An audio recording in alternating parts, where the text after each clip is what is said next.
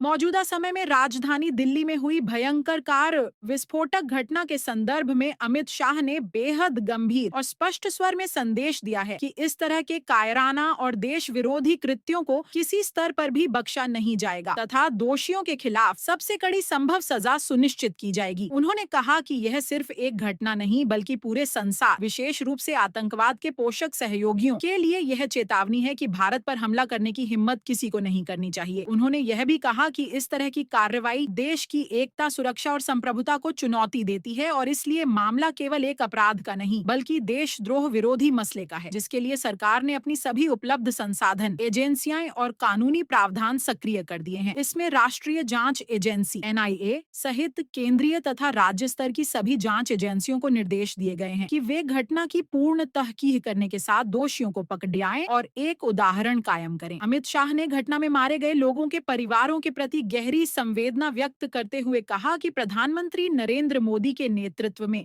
भारत ने पिछले समय में आतंकवाद के खिलाफ निर्णायक लड़ाई लड़ी है और आज भी इस लड़ाई में पीछे नहीं हटा है। इसलिए अब समय आ गया है कि आतंकियों को यह समझ आ जाए कि वे यदि भारत की धरती पर एक भी कदम उठाकर अशांति, विध्वंस या भय फैलाना चाहें तो उन्हें कठोरतम प्रतिक्रिया का सामना करना पड़ डरेगा। साथ ही उन्होंने यह संकेत दिया कि इस प्रतिक्रिया का उद्देश्य केवल अपराधियों को सजा देना नहीं बल्कि वैश्विक स्तर पर यह संदेश देना है कि भारत की सुरक्षा ब्लॉक सिर्फ राजनीतिक बयानबाजी का विषय नहीं बल्कि वाजिब व वास्तविक क्षमता का प्रतिबिंब है। और देश विदेश में बैठे संभावित कुख्यातियों को यह बात अंदर तक महसूस करनी होगी कि भारत की आंतरिक सुरक्षा व्यवस्था उस सीमा तक तैयार है जहां टूट फूट और आतंकवाद को स्वीकृत विकल्प नहीं माना जाएगा। उन्होंने यह भी कहा कि सरकार ने न सिर्फ इस मामले को प्राथमिकता से लिया है बल्कि उसने पूरे देश में सुरक्षा बिंदुओं, खुफिया नेटवर्क, आतंकरोधी कानूनों तथा आपातकालीन कार्रवाई तंत्र की समीक्षा की है ताकि इस तरह की घटनाओं को दोबारा होने से पहले रोका जा सके और दोषियों को जल्द से जल्द न्याय के कटघरे में लाया जा सके। इस पूरे घटनाक्रम ने देश में सुरक्षा चेतना को और बढ़ा दिया है और आम नागरिकों के मन में सरकार की तैयारी व रक्षितता के प्रति विश्वास को नए सिरे से मजबूत किया है। साथ ही इस घटना ने यह दिखा दिया है कि जब भी देश की संप्रभुता, जनता की सुरक्षा या राष्ट्रीय एकता पर हमला होगा तो सरकार का जवाब सिर्फ प्रतिकार नहीं बल्कि निर्णायक व निराधार नहीं रहने वाला होगा। इसी कड़ी में अमित शाह ने सभी सुरक्षा एजेंसियों को निर्देश दिए हैं कि वे हर सुराग, हर कॉल, हर उपकरण व हर संभावित सहायता संपर्क का पता लगाएं, दोषियों की पकड़, सबूतों की जांच पड़ताल व न्यायिक प्रक्रिया को तीव्र गति से आगे बढ़ाएं और यह सुनिश्चित करें कि मामला लंबे समय तक लटकता नहीं रहेगा बल्कि न्याय प्राप्ति की स्थिति में देश की उनकी उम्मीदों पर खरा उतरे। उन्होंने यह भी कहा कि यह सरकार का दृढ़ विश्वास है कि सबसे सुरक्षित तरीके से कानून व व्यवस्था को चलते हुए अपराधियों, आतंकवादियों को यह एहसास कराया जाना चाहिए